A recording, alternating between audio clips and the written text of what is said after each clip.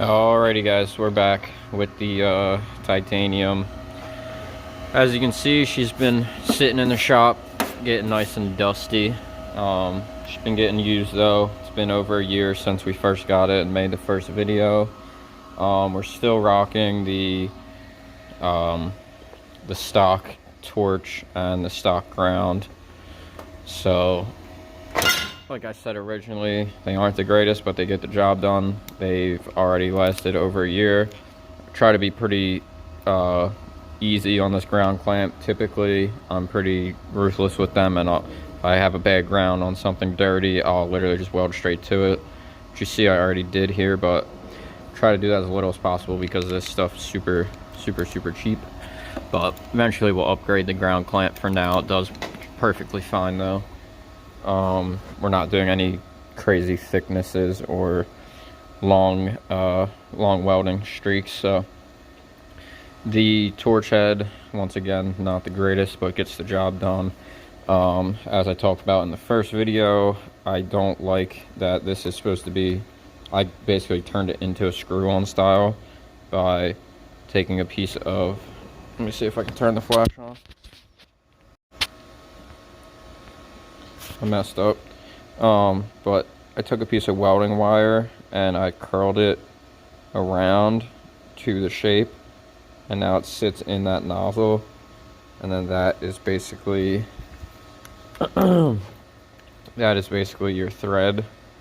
So I basically converted it into a screw-on, but typically this is a spring, and it's just kind of a goofy design. If you guys have this welder, or if you've seen it, if you want to just go into the store, you can just mess with it and see how it works. But I don't enjoy the spring style. I'm planning on, in my last video, somebody suggested that HTP sells the aftermarket leads, and the guy suggested that I actually get a Lincoln one because it uses a actual screw-on style with the Lincoln type consumables, and all you have to do is, it comes with your two wires spliced, and I would just have to splice it into my trigger connector here, and this would all plug in the same on the actual machine. So I'm looking into that. It's only about 120 bucks or something like that. So I'm really considering doing that. I think I'll make another video on that torch specifically after I get it, but I just want to do like the 1 year update on this thing and just show you how it's been working and how it's doing currently. We had the gauge messed up on the bottle, but we ran about 2 bottles of gas through it already, roughly 2 big bottles, because this one's halfway done. I'd say if it was gauged correctly, we probably ran 1 to 1.5 bottles, but we were running extra gas for some reason. So probably somewhere around 20 pounds of wire has gone through this in the past year, which isn't much at all. You know, at work I would do 40-pound spools in probably 3 months, roughly 3 to 4 months. But it's gotten used, but it hasn't been insane. Mostly we run the 035. I did buy some 023 when I was doing body work on my car. I was doing the rear quarter panels and stuff. If you guys want to see more on this video or on this car, feel free to check out the rest of their channel. But I welded those quarters in, those rear flares, and a lot of other welding as well, but I mostly used it back there for those flares. So it worked pretty good. The only problem I had is with the 023 especially, the wire likes to get welded to the tip basically, so it'll get stuck on there and then you won't be able to feed your wire. You'll have to cut it back. Sometimes it would be so bad you have to actually sand it smooth to get it to break the friction. And only once did I have an actual jam. It was my own fault 100%, but I was trying to just force it through the wire by pulling the trigger and get the feeder motor to push it through. But what actually ended up happening was it kinked up in here especially because 023 is just so thin and easily bendable, pliable. So it kinked up in here, and then it couldn't feed at all to get through the rest of the torch. So I had to actually undo the this guy here, pop the roller up, and then I had to trim it on this side and then pull it through to get all the bad gunked up wire, and then I had to refeed it. But either way, this thing's been great. I have had absolutely zero issues with the machine itself. All of the problems I have encountered have been due to the just the cheapness of the torch and the nozzle setup, which once again, that's why I'm going to get the HTP torch. Also, they do sell they came out with a aluminum MIG gun add-on for this, a spool gun. So I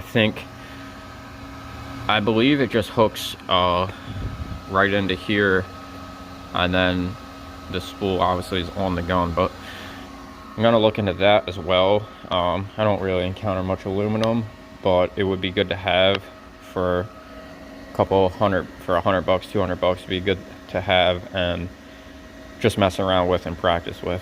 So with that being said, we're gonna show off a little welding, a couple clips of this thing.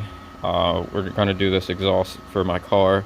That's pretty thin. I have it set pretty low. We're at like 15, can't even see it, but we're at like 15 and a half, 16 volts roughly.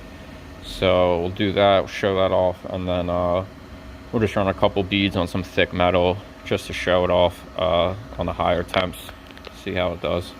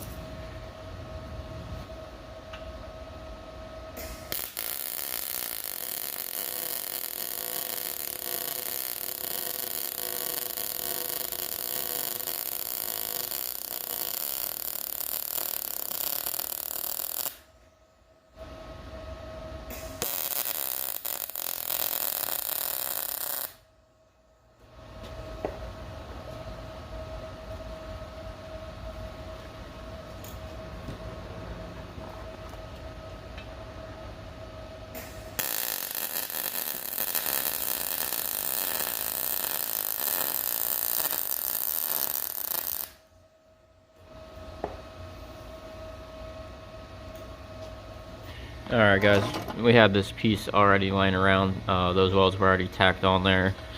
Looks roughly about 1/8 inch. This piece is a little thicker than that. So we'll run it at the recommended setting. So we got 1/8 inch, and then the green chart is 0.35. So we'll run it 18 and 1/80 wire speed. I typically like to run it a little bit hotter personally, but we'll see how she does on the factory settings, just as a baseline. You can't read it, but it does say 18 and 180. Cameras don't like digital readouts, I guess.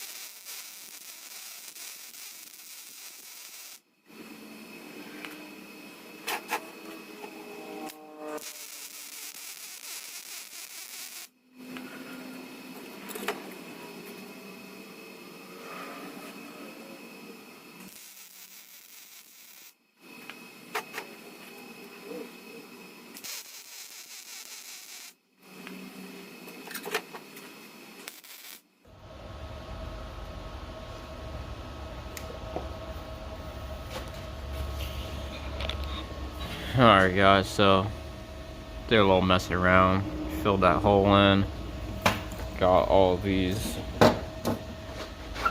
those beads, different temp.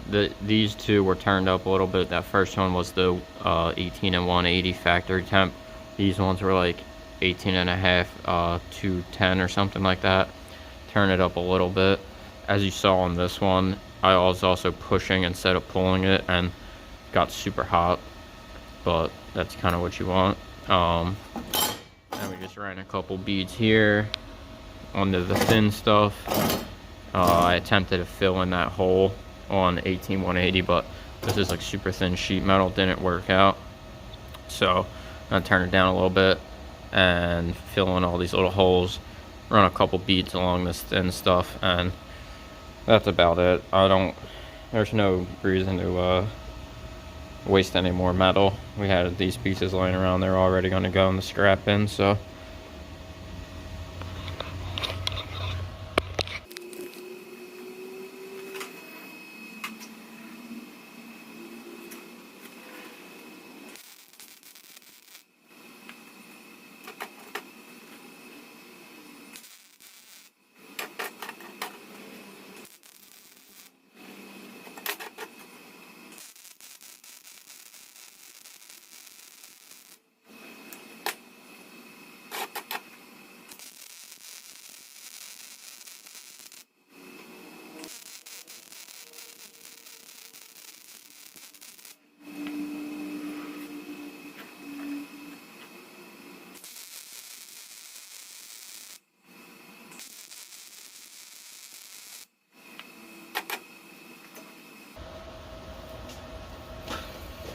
Alright guys, as you can see, nozzle got pretty dirtied up, but nothing too crazy.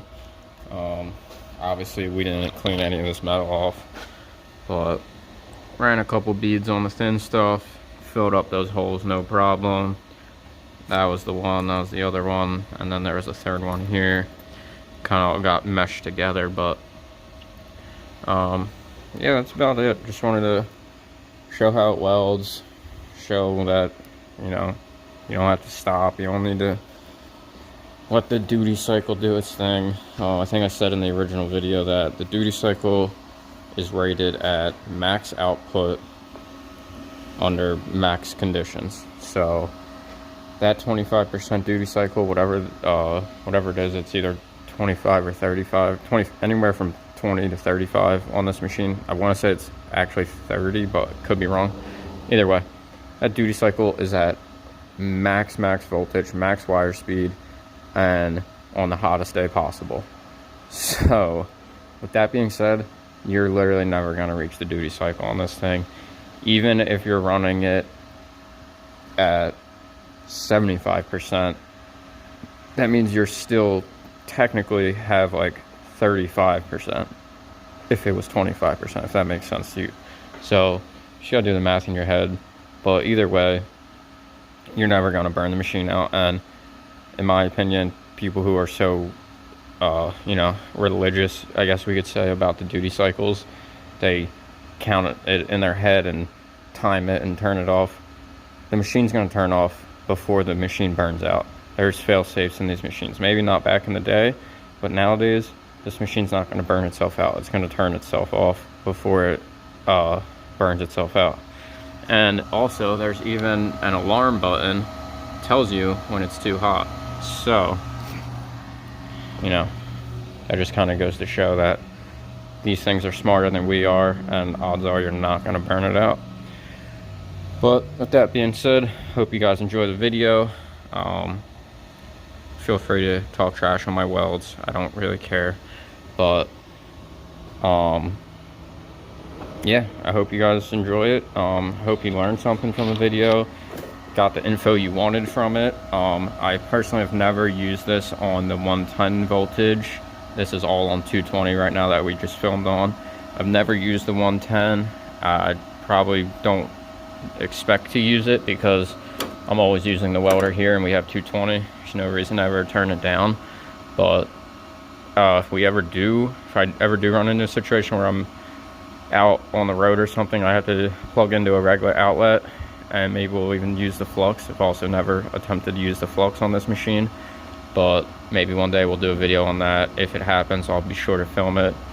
If not, we'll be waiting until the day arises. So also, this is all filmed with 75-25 gas, 75% argon, 25% carbon dioxide. So, and this gauge is real finicky. It's hard to turn it down. On this gauge, you're supposed to measure by CFH, cubic feet hour. So you actually want to run somewhere around 15 to 20. We have it up a little bit here because this gauge is very hard to get dialed in. So it's actually at 20.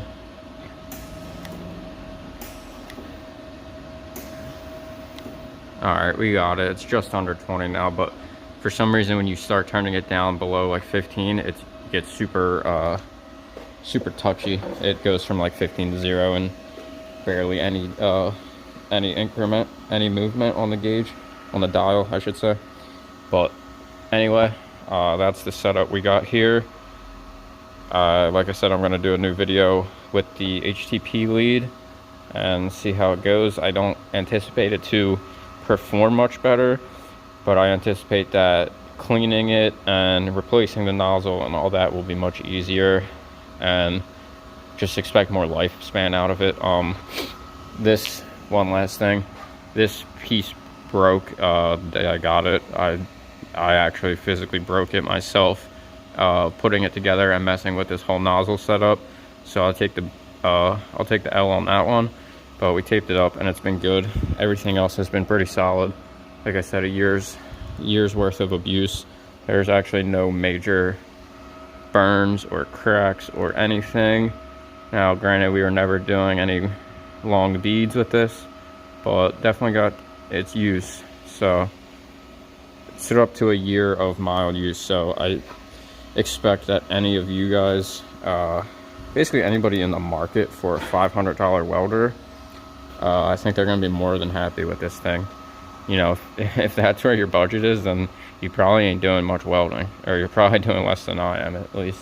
So don't buy this thing expecting to put it in the back of your pickup truck and drive around and make a living off of it.